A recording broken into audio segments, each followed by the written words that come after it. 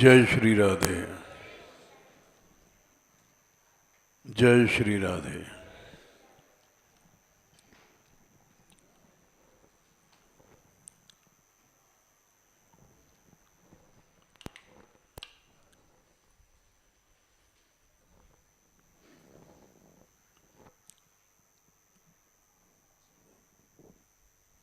प्रसंग चल रहा है बहुत दिनों से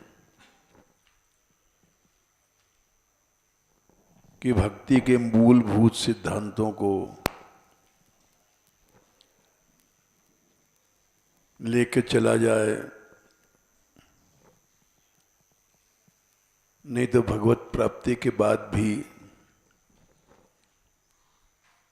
इसके संस्कार बने रहते हैं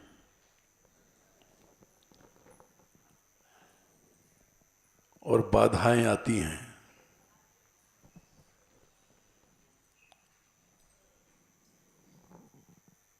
बाधक तत्व मन में रहता है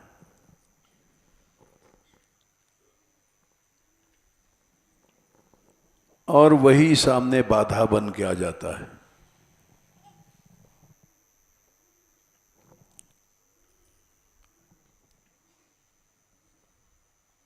बाधक तत्व अन्याश्रय या अन्यासक्ति या अन्य चिंतन, ये सब बाधक हैं।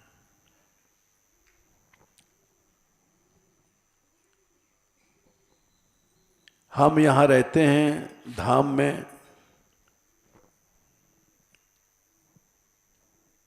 और चिंतन कर रहे हैं, जहाँ आसक्ति होती है, जिस परिवार में, जिस व्यक्ति में, तो वही बाधा है।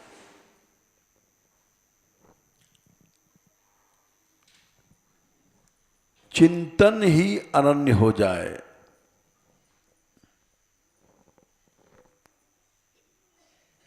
तो कोई बाधा नहीं आएगी।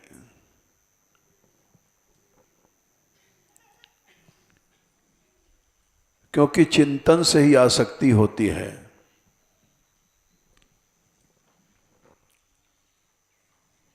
भगवान ने कहा है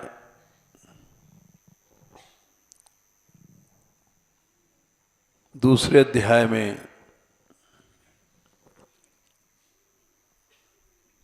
श्लोक संख्या 62, ध्यायतो विषयान पुंसः संगस्तेषु उपजायते।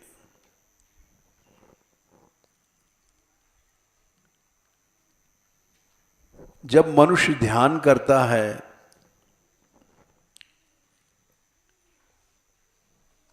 ये संसार विषय है,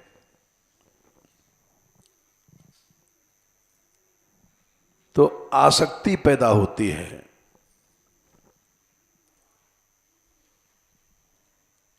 ध्यायतो विषयान पुंसः संगस्तेषु उपजायते।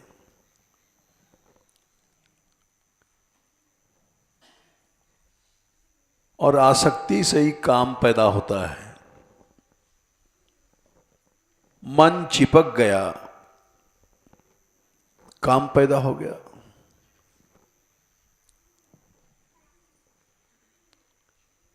संगात संजायते कामः। आसक्ति नहीं है तो काम पैदा ही नहीं होगा। काम का बाप भी कुछ नहीं कर सकता।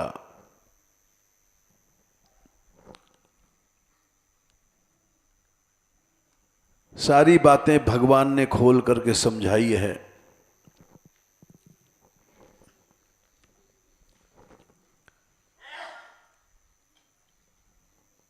काम को जीतना है बहुत आसान है।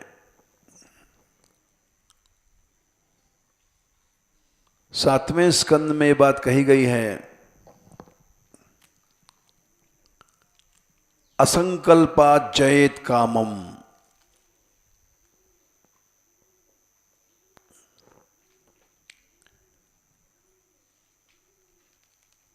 संकल्प छोड़ दो, काम को जीत लोगे।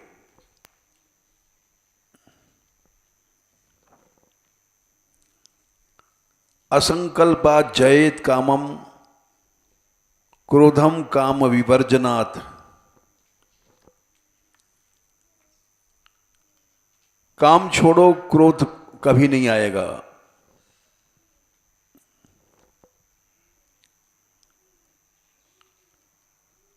अर्थानर्थे क्षयालोभम भयम तत्वावमर्शनात्।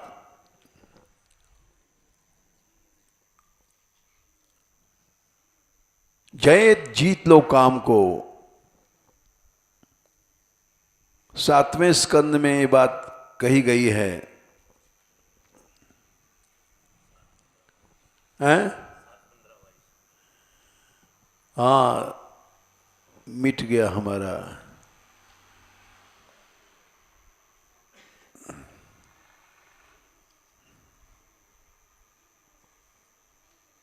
ये नहीं चलेगा, इस पर दूसरा चलतेगा। कोई नहीं चलेगा, दूसरी कलम। संख्या मिट जाती है। नहीं, ऊपर चले, पीछे देखेंगे। संख्या मिट जाती है।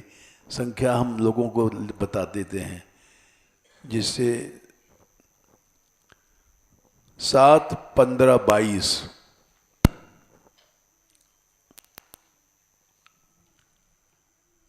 काम को जीतना बड़ा आसान है,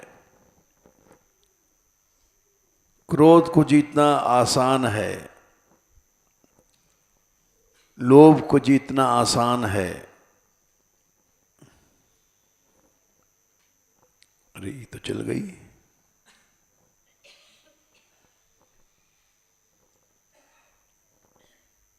ठीक है।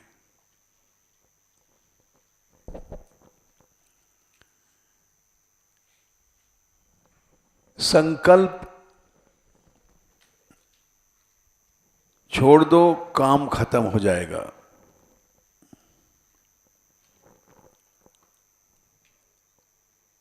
संकल्प जो होता है वो कल हमने बताया था।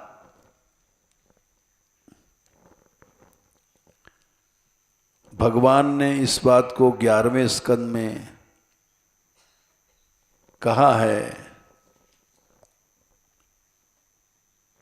13वें अध्याय में 11, 13, 9, 10।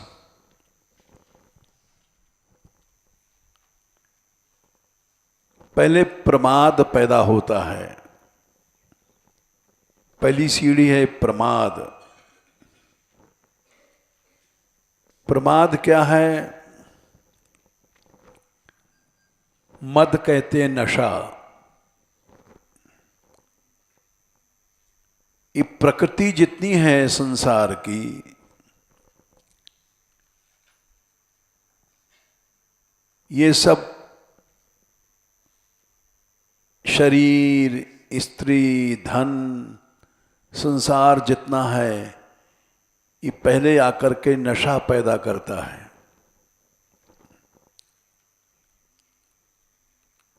नशे में फिर वो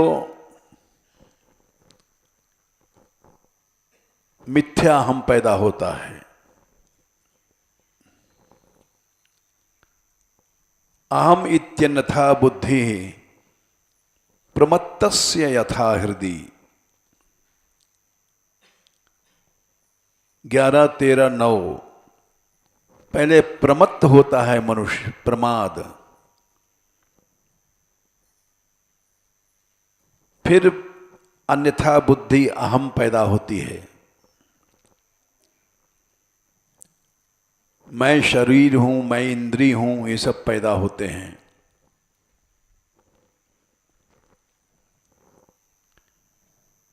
ये क्यों पैदा होता है? प्रमाद के कारण। नशे में एक उदाहरण दे दें। पहले लोग अफीम खाते थे, अब तो उतना प्रथा नहीं है, बंद हो गई गवर्नमेंट से।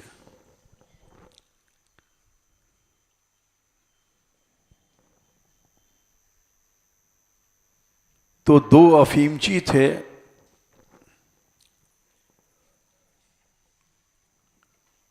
वो अफीम खा करके पड़े थे।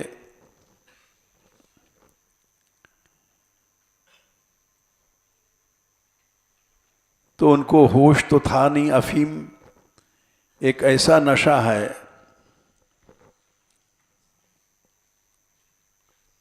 जो बिल्कुल बेसुध कर देता है। अफीमचियों की कहानियां हैं सैकड़ों, सब सही हैं,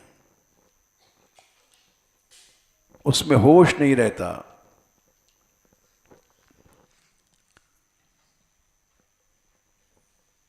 तो दूसरे अफीमची ने कहा, दोनों साथ साथ अफीम खा करके लेटे थे,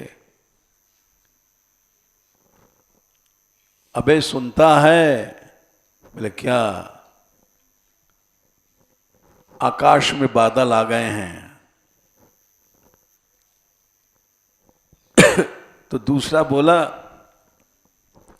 अबे बादल बहुत दूर हैं, अपने ही तो खाट यहां है, आराम से पड़ा रहा है, बोल नहीं। चुप हो गया वो भी।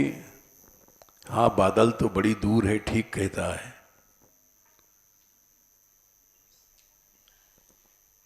फिर बोला कि अगर वर्षा भई तो क्या करेंगे? अरे जबकि जब देखी जाएगी, अभी तो पड़ा रहा मौज में। वो चुप हो गया बेचारा।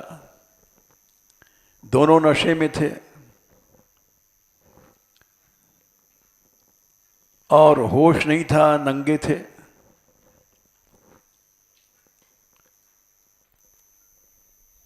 उस नंगेपन में उनको पेशाब लगी, होश तो था नहीं, पेशाब होने लग गई।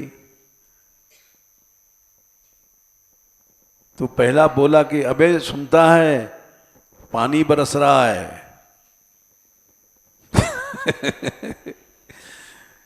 बोले बरसने दे।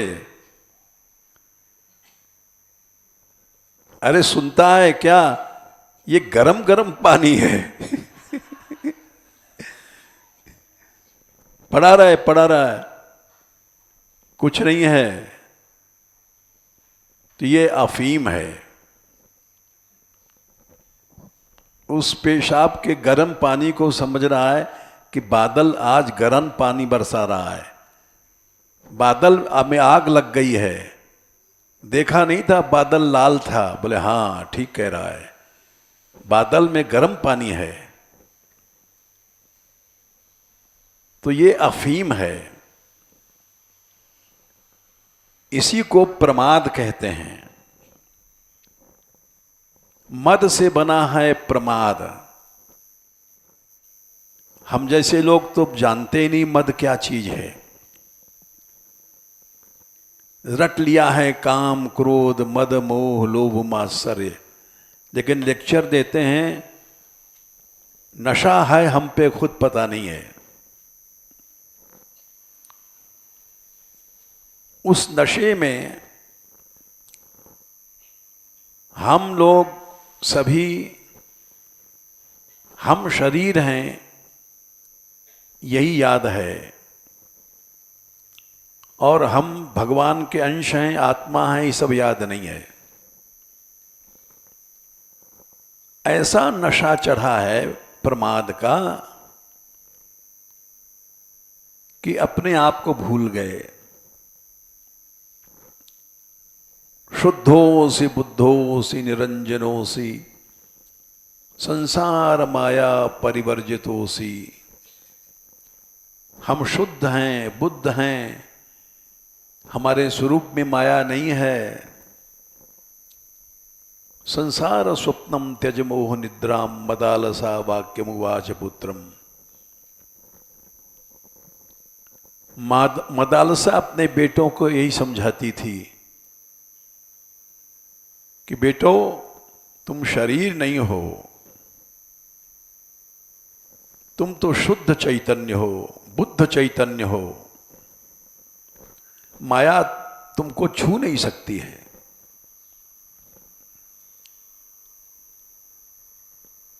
इस प्रमाद में हम लोग समझ गए हैं कि हम शरीर हैं।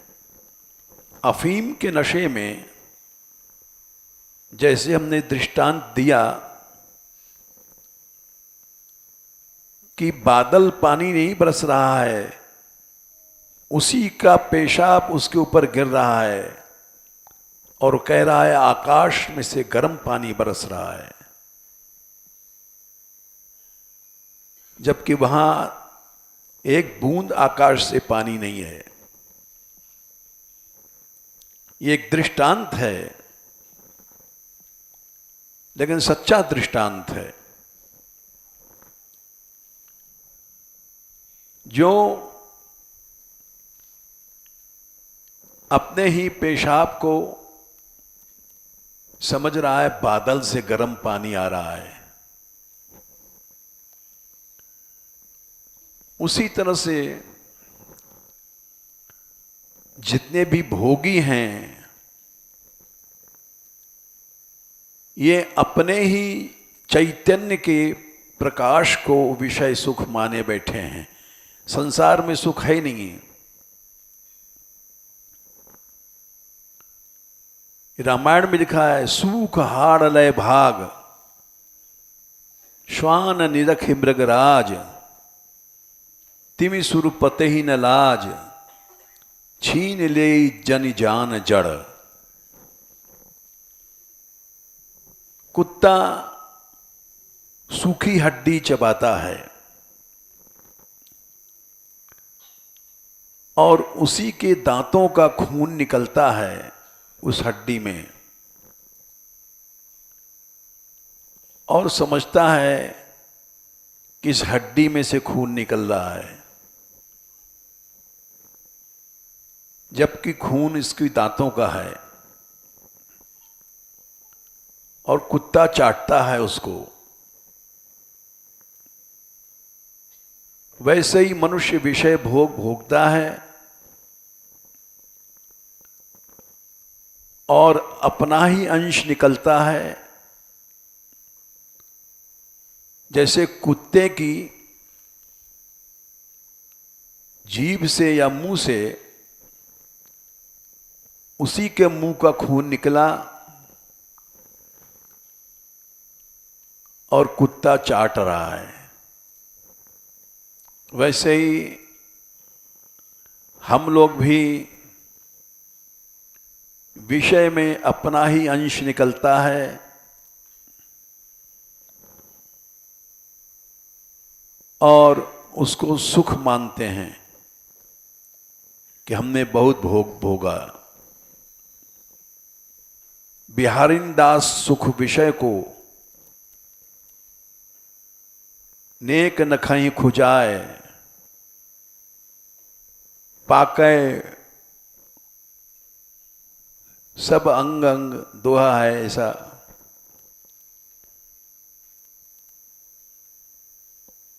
कि मनुष्य, प्रहलाद जी ने भी कहा है, विषय में आनंद नहीं है।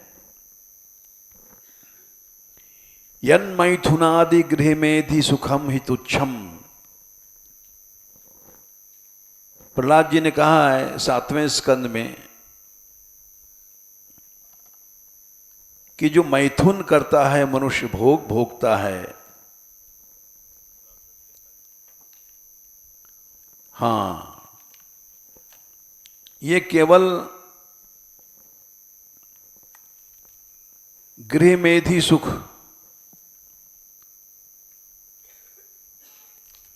7, 10, 45 इन्होंने संख्या बताई, हम तो भूल जाते हैं।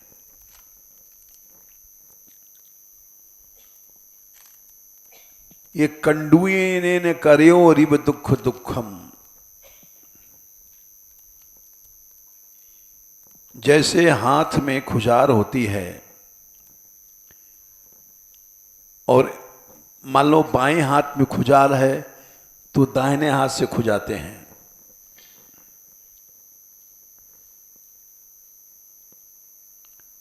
उसी तरह से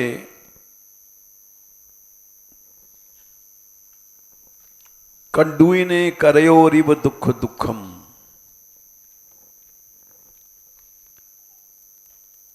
कंडुई कहते हैं खुजाल।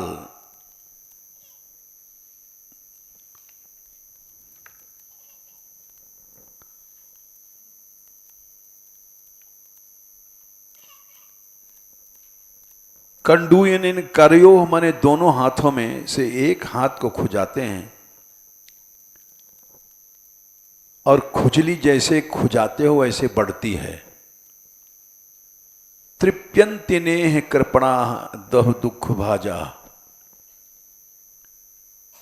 जितना खुजाओगे खुजली उतनी बढ़ती है। कभी तृप्ति नहीं होती है। वैसे भोग से कभी तृप्ति नहीं होती है। भोगते चले जाओ, मरते समय तक तृप्ति नहीं होगी।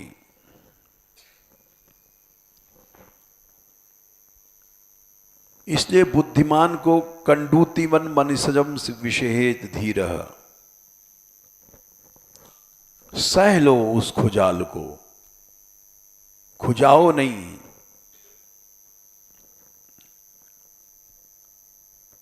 तो ये प्रमाद के कारण मनुष्य का स्वयं तेज क्षरित होता है और न स्त्री में सुख है न पुरुष में है। एक अफीम का नशा है, प्रमाद है।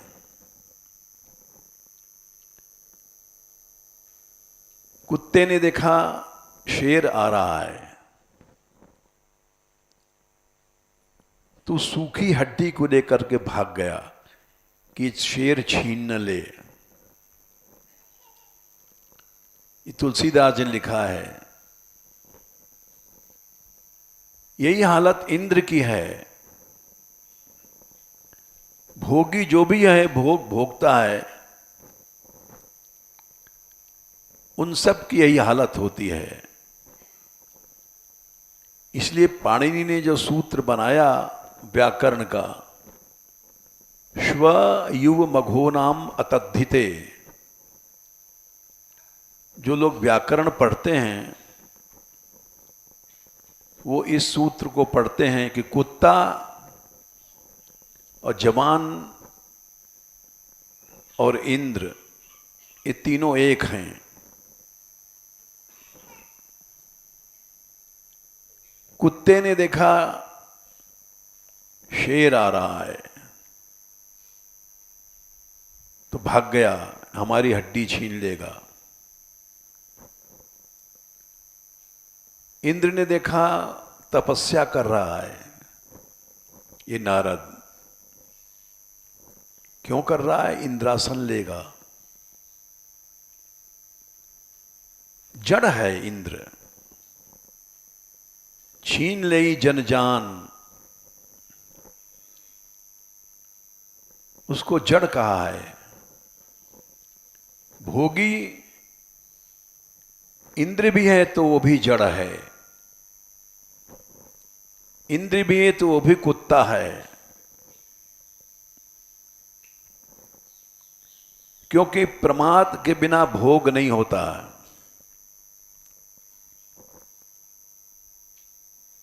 इसलिए भगवान ने कहा कि अहम इत्यन्यथा बुद्धि प्रमत्तस्य यथा हृदि। प्रमाद में अहम, शुद्ध अहम जो था गायब हो गया, मिथ्या अहम आ गया, मैं शरीर हूं। मैं हाड़ मास का पुतला हूं, मैं मूत्र की हंडी हूं, मैं मल की हंडी हूं, ये शिश्न हमारा अंग है, ये मैं हूं, ये गुदा मेरी है, ये मैं हूं, ये योनि मेरी है, ये मैं हूं, ये लिंग मेरा है, मैं हूं। ये मिथ्या बुद्धि आ जाती है। क्यों आई? प्रमाद से। प्रमाद एक अफीम का नशा है।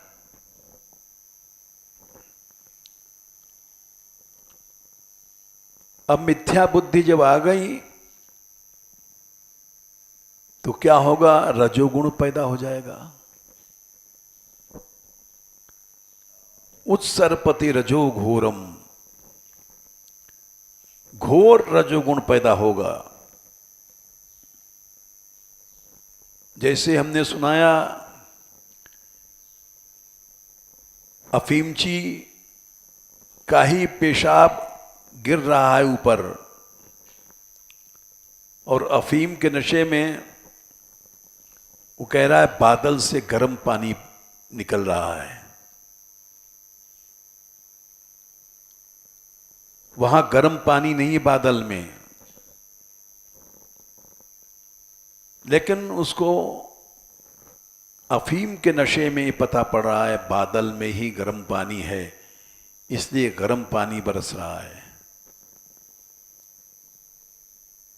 वैसे ही न स्त्री में आनंद है न पुरुष में है।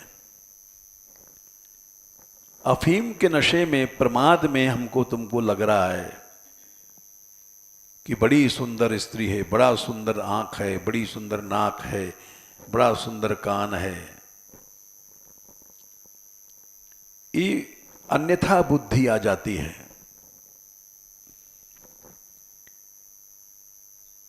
क्योंकि रजोगुण है।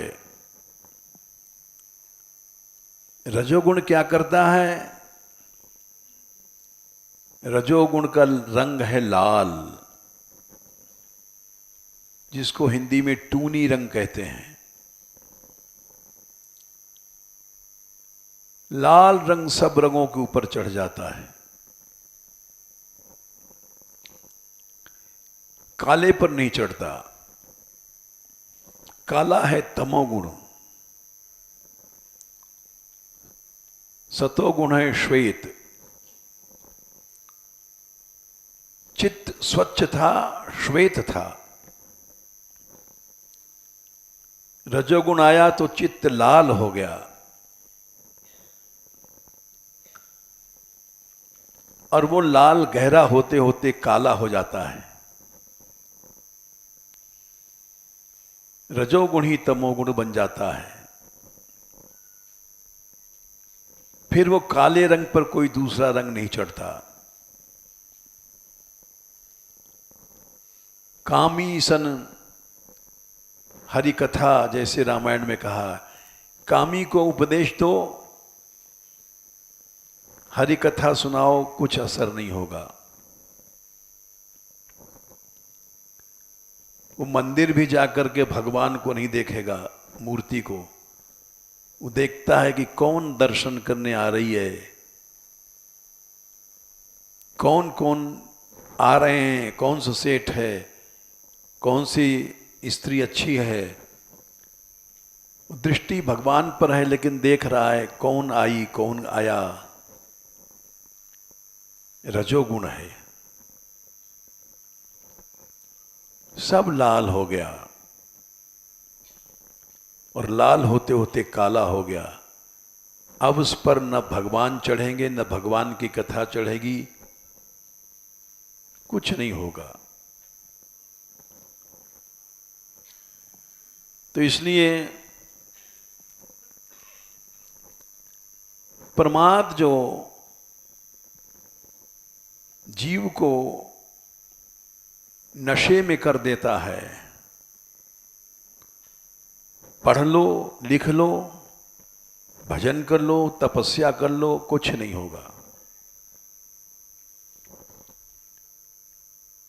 ये सब जाकर के प्रमाद बन जाएगा। ये महादेव जी ने कहा है।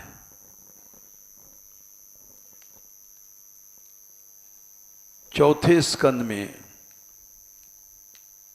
3रे अध्याय में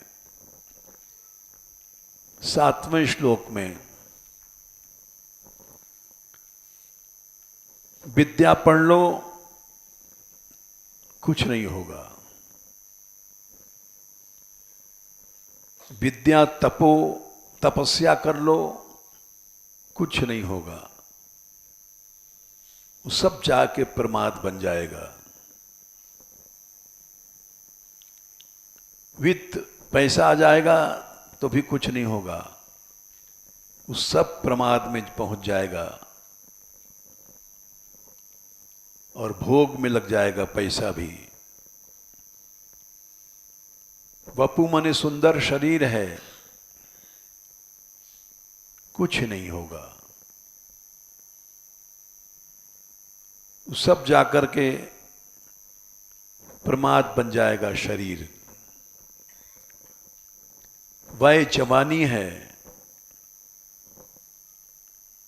भजन की उम्र है, लेकिन वो भोग में लग जाएगी। कुल अच्छे खानदान का है, ये सब कुछ नहीं होगा। सताम गुणई षड्भिरसत्तमे तरई, सब प्रमाद में उल्टे बन जाएंगे और जाकर के अहम बढ़ा देते हैं। भृतमान बंठन के चलता है, पुरुष है तो बंठन के पैंट पहन करके चलता है, स्त्री है तो क्रीम पाउडर लगा करके अप्सरा बन के चलती है। भृतमान पढ़ा लिखा है चाहे पढ़ी लिखी है, अहम बढ़ जाएगा और स्मृतौ हतायाम, स्मृति नष्ट हो जाती है कि हमको ऐसा काम करना है कि नहीं करना है, स्मृति नष्ट हो गई।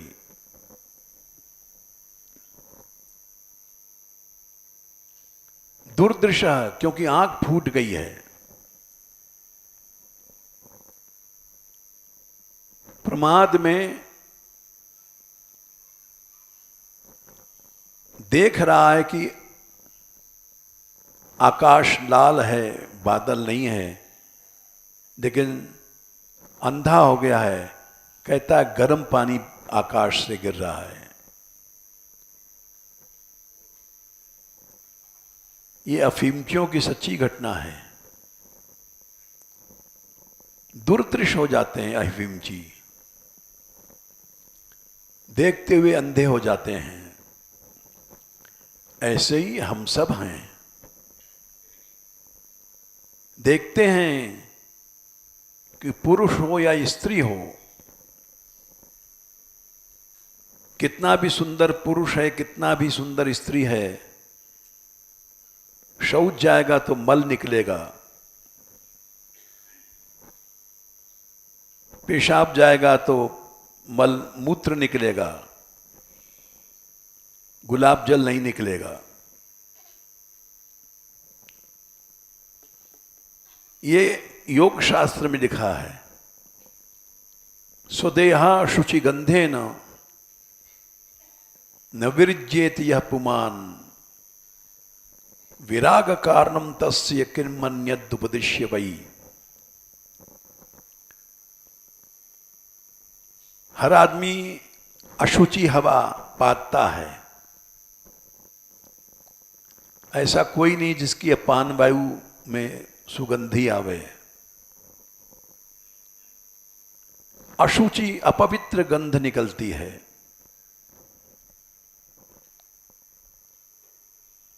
लेकिन वो विराग नहीं होता।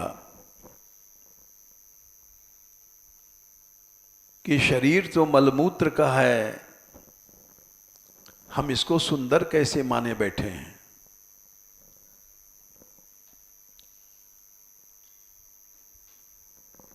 ये देखकर भी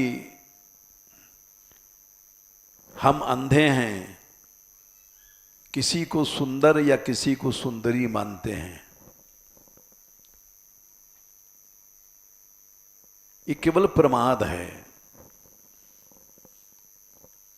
प्रमाद से अन्यथा बुद्धि हो गई है। जैसे भगवान ने कहा, अहम इत्यन्यथा बुद्धि। इस शरीर को सुंदर मान बैठे हैं, ये अन्यथा बुद्धि है।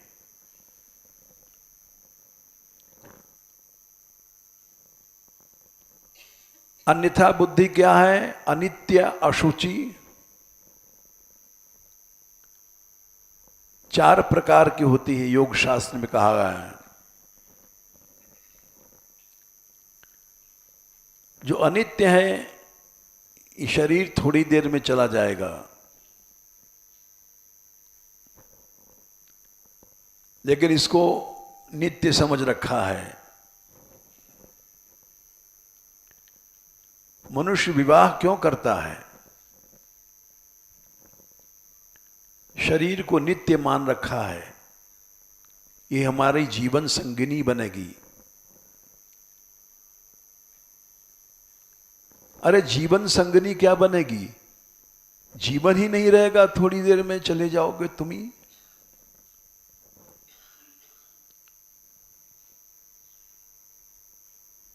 इसलिए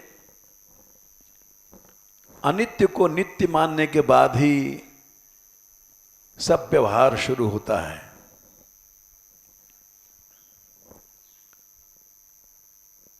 अशुचि पवित्र नहीं है। संसार के सुंदर से सुंदर पुरुष, सुंदर से सुंदर स्त्रियां, उनके सबके शरीर गंदे मिलेंगे। 12 प्रकार का मल है।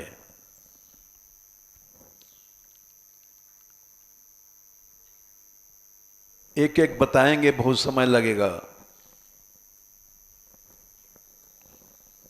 लेकिन ये सब प्रमाद का दोष है, इसलिए हम बता रहे हैं सूक्ष्म में।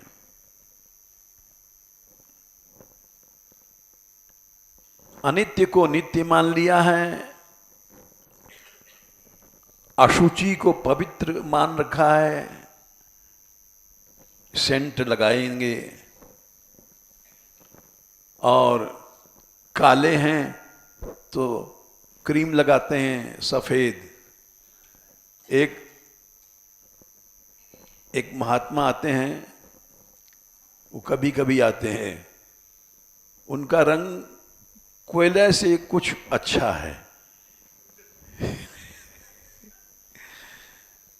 लेकिन वो उनके पास क्रीम ऐसी है कि उसको घिस करके कोयला से ऊंचा बना देते हैं। और कभी कभी आते हैं और उनसे बात करते हैं हम, हालांकि करना नहीं चाहिए, लेकिन उनकी बात ऐसी रहती है कि हम हेमा मालिनी के पास गए थे। उसने कहा, स्वामी जी आप आइए, बड़ा सत्कार करती है। तो सुन के भीतर भीतर हंस लेते हैं, क्योंकि अवश्य तुम्हारे पर मोहित भई होगी।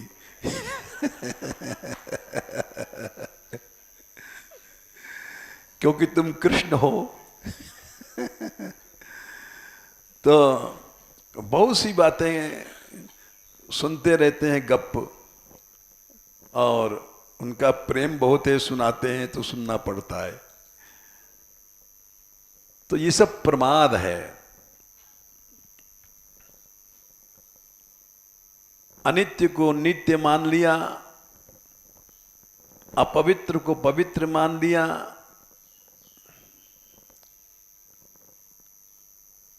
उल्टी बुद्धि है। इसी को अविद्या कहते हैं। तो पहले अविद्या आती है, बुद्धि को उलट देती है, उसके बाद सब बात उलट जाती है। विद्या, पढ़ाई लिखाई सब पढ़ लिख करके पंडितास्तु कलत्रेण रमन्ते महिषाइव, भागवत महात्मा का श्लोक है। ऐसा नहीं कि हम अपनी ओर से कह रहे हैं, वे पढ़ लिख करके बड़े चतुर हो जाते हैं, भैंसों की तरह रमण करते हैं। भैंसा जैसे होता है, भैंसा का काम, भैंसा का क्रोध भयंकर होता है। महिषा क्यों कहा है? दो भैंसा जब लड़ते हैं तो जब तक दूसरा मर नहीं जाएगा हटेगा नहीं। उनको तुम छुड़ा नहीं सकते हो।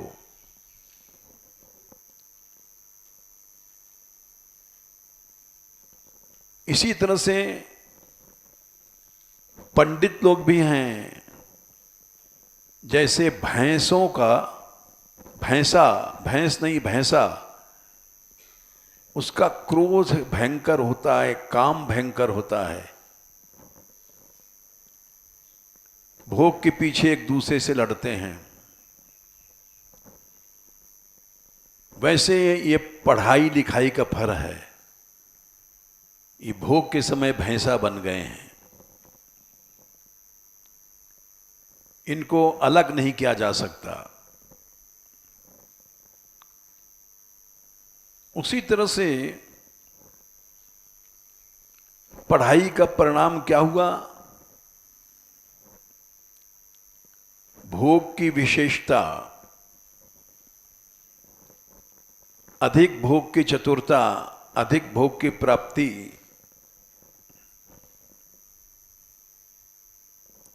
ये सब होता है। तब लिखा है भागवत महात्म्य में, पंडितास्तु कलत्रेण रमन्ते महिषाइव, पुत्रस्योत्पादने दक्षा। बड़े चतुर होते हैं भोग में, अदक्षा मुक्ति साधने, मुक्ति के साधन में चतुर नहीं है। चतुर होते तो भोग छोड़ देते,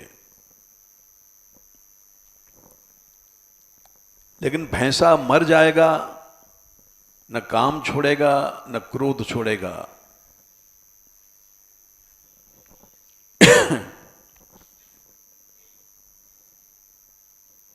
इसलिए सबका मूल है प्रमाद। बुद्धि उलट गई, अब उल्टी बुद्धि सीधी नहीं होगी।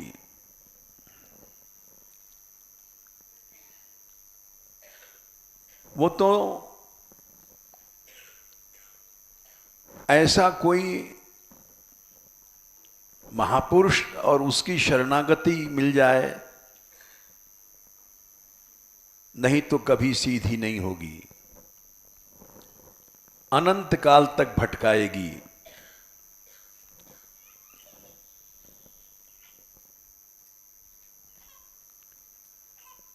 ये प्रमाद ही है। इंद्र को भी एक क्षण में कुत्ता बना देती है। देखो भगवान ने गिरिराज लीला क्यों किया?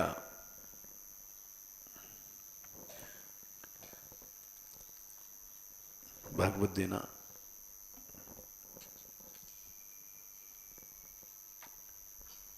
केवल देवताओं का प्रमाद दूर करने के लिए।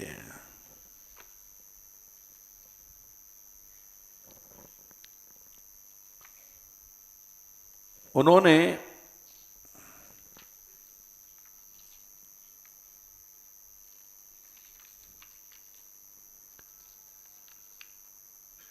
गिरिराज धारण करने के पहले कहा था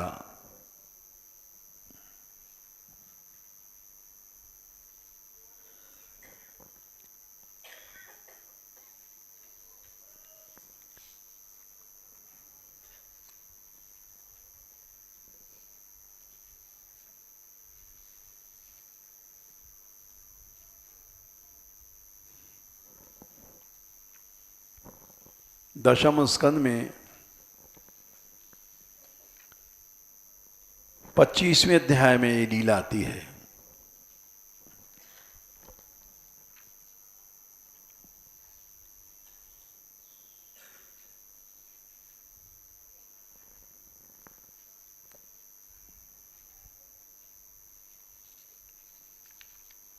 जब ब्रजवासी लोग उनके शरण में गए, 11, 25, 13 है, 10, हाँ 10, 25, 13। कृष्ण कृष्ण महाभाग त्वन्नाथम गोकुलम प्रभो, चिल्लाए सब कृष्ण। शब्द है त्वन्नाथम। मुसीबत में भी उन्होंने इंद्र की शरण नहीं लिया, देवताओं की शरण नहीं लिया। हम मर जाएंगे लेकिन हमारा नाथ तू ही रहेगा। त्वन्नाथम गोकुलम प्रभो कहा है। तेरी इच्छा हो बचा, इच्छा हो न बचा। त्रातुम अर्हसि देवान्नः कुपितात् भक्त वत्सल। कुपित हो गया है देव।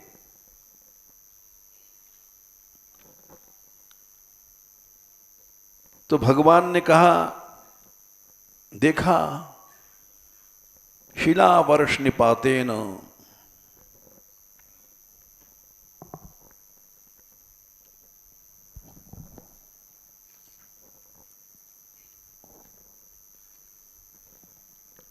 शिलाएं गिर रही हैं आकाश से। ओले नहीं, पत्थर की पटियाएं गिर रही हैं।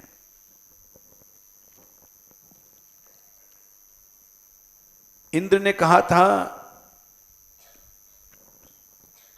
जाओ,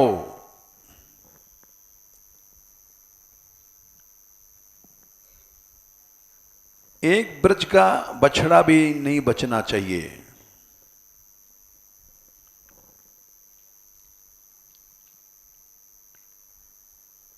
धुंत श्री मदस्तंभम पशून नयत संक्षयम। पशून माने कोई एक गैया बछड़ा कुछ नहीं बचाए।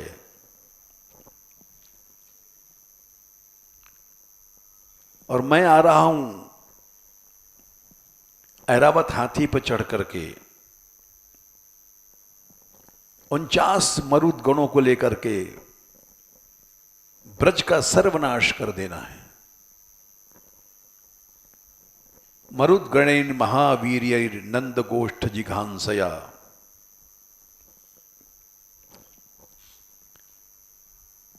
प्रलय के बादल आ गए। त्रिलोकीपति है इंद्र समय। इत्थम मघवता ज्ञप्ता मेघा निर्मुक्त बंधना। प्रलय के बादलों के बंधन खोल दिए गए।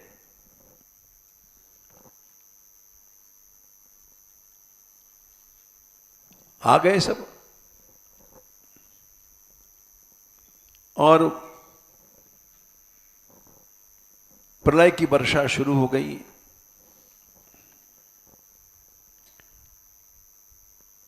ऐसी वर्षा भाई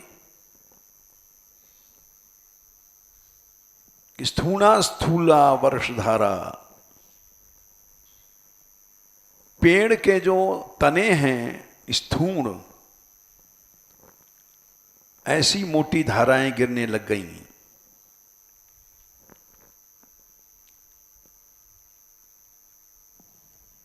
और तेज आंधी चली, बर्फीली, बब्रिशुर जल शर्करा।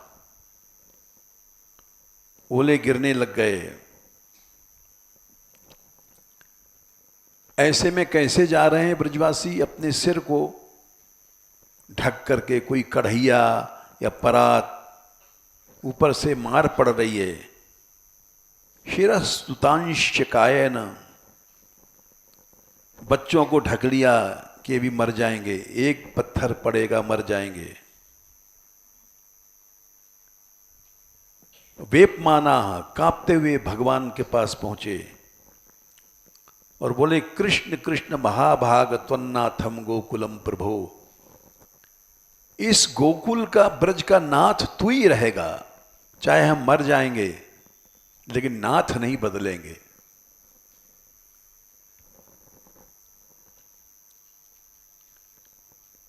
तू इच्छा हो बचा। भगवान ने देखा शिला वर्ष निपाते न, पटियां ही गिर रही हैं पत्थर की, और उससे हन्यमानम अचेतनम, मूर्छित से हो रहे हैं ब्रजवासी।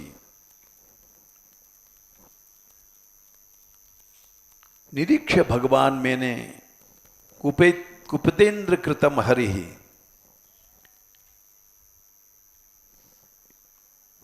इंद्र कुपित हो गया है, उसने गुस्से में ऐसा किया। अपर्त्युत्बलनम वर्ष, वर्षा की ऋतु भी नहीं है, अति बात है, शिलाएं गिर रही हैं, अपने यज्ञ के नष्ट होने पर इंद्र नाशाय वर्षति,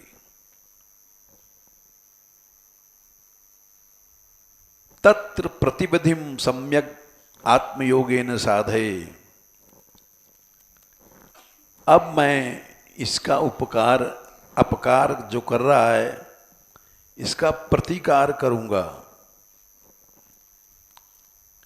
लोकेश मानी नाम मौढ़्यात हरिष्ये श्रीमदम तमा,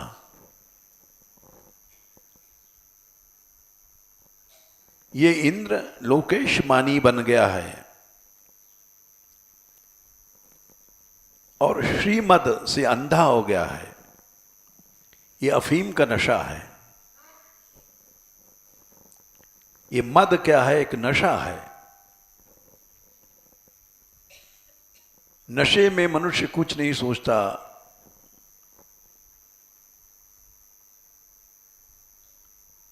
इसलिए मैं इसकी रक्षा करूंगा। मौढ़्यात, मद से मूढ़ हो गया है, अंधा, जिसको कहते हैं मदांध।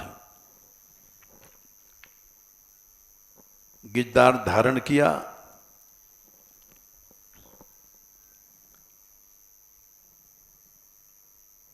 उसके बाद प्रलय का सारा वर्षा का जल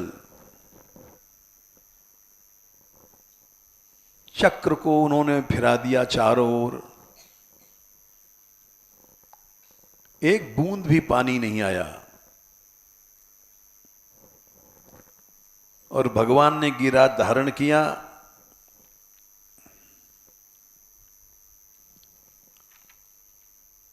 और बोले भगवान,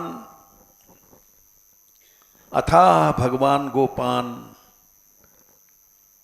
अरे ब्रजवासियों, हे अम्ब, हे यशोदा मैया, हे नंद बाबा, हे ब्रजवासियों, ब्रजौकसः यथोपजोषम विशत गिरगर्तम सगोधना।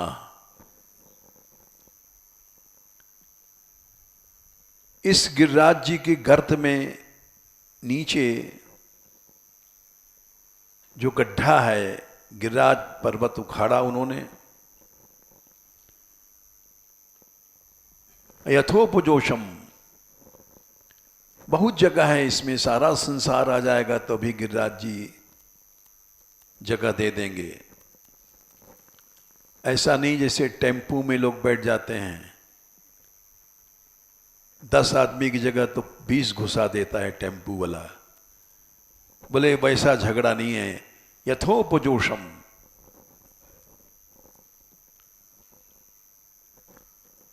जितनी गायें हैं, जितने ब्रजवासी, सबको यथोपजोषम, जुषी प्रीति से बनयो धातु से जुष शब्द बना है। प्रेम पूर्वक इसकी सेवा करो गिरिराज जी की गड्ढे में, कोई तुमको तकलीफ नहीं होगी। विशत घुस जाओ और देखो, डरना नहीं कि मेरे हाथ से गिर जाएगा।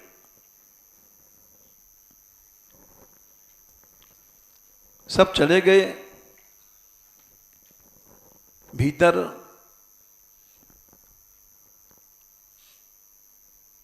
दधौ अद्रिम सत्ताहम ना चलत पदात। 7 दिन 7 रात खड़े रहे श्री कृष्ण। कृष्ण के योग के प्रभाव को देख करके इंद्र बड़े आश्चर्य में हुए। निस्तंभ,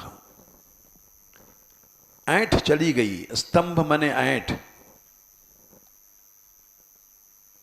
मद वाला व्यक्ति में ऐंठ आती है पहले तो समझ लो उसको नशा है। हम लोग भी बोलते हैं, ऐ साधु से ऐसा बोलता है, ये क्या है? नशा है। मूर्ख कहीं का, पढ़ा नहीं लिखा नहीं, हमसे बात करता है, ये क्या है? नशा है।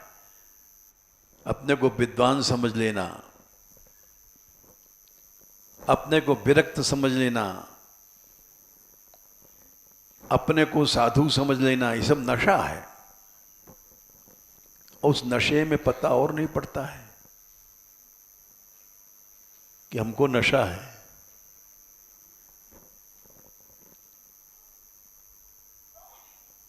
निस्तंभ हो गए, संकल्प भ्रष्ट हो गया।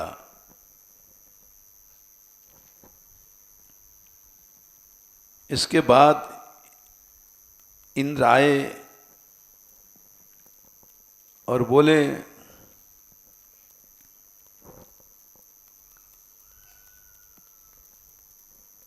27वें अध्याय में,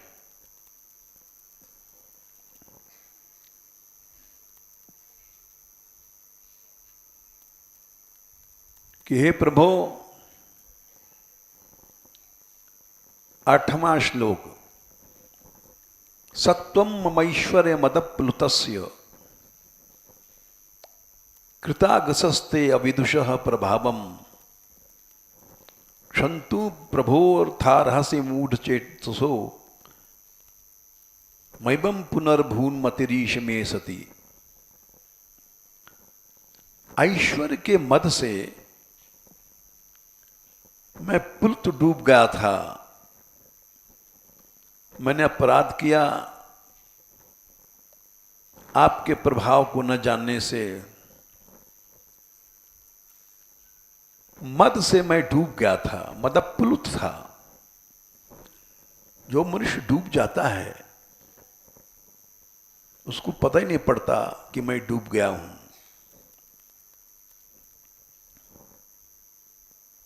भगवान बोले, इंद्र, माम ऐश्वर्य श्रीमदांधो दंड पाणिम न पश्यति। ऐश्वर्य का मद हो, श्री का मद हो, मद जितने हैं अंधा कर देते हैं।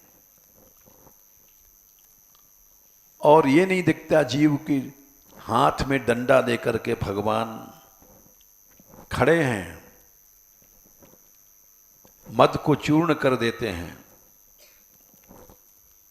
गर्भ गोविंद ही भावत नाही। इसलिए मैं जिस पर कृपा करता हूं उसकी संपत्तियों को छीन लेता हूं। तुम जाओ, तुम्हारा मैंने कल्याण किया।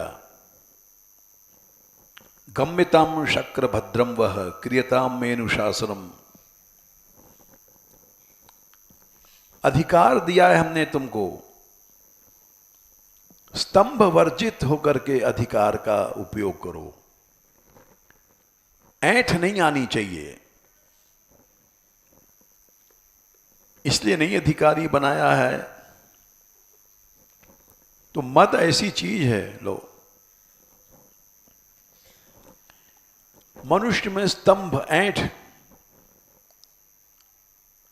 मद क्या है?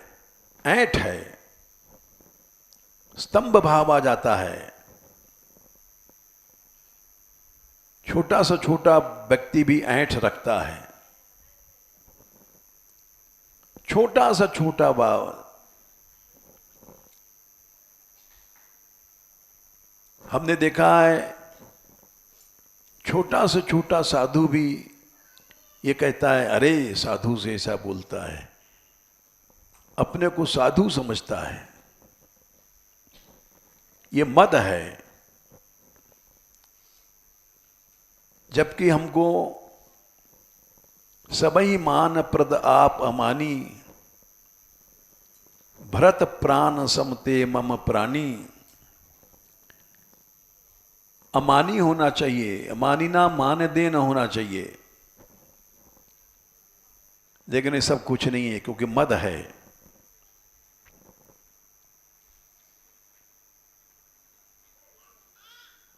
इसलिए मद तो भगवान ने गोपियों को नहीं सहा। तासाम तत्सौभगमदम वीक्षमानम जकेशवः, प्रशमाय प्रशांताय तत्रैवांतरधीयत। इसलिए हमको शुरू से ही मानद होना चाहिए। दूसरों को मान दो, स्वयं मान मत रखो, नहीं मद पैदा हो जाएगा। जय श्री राधे।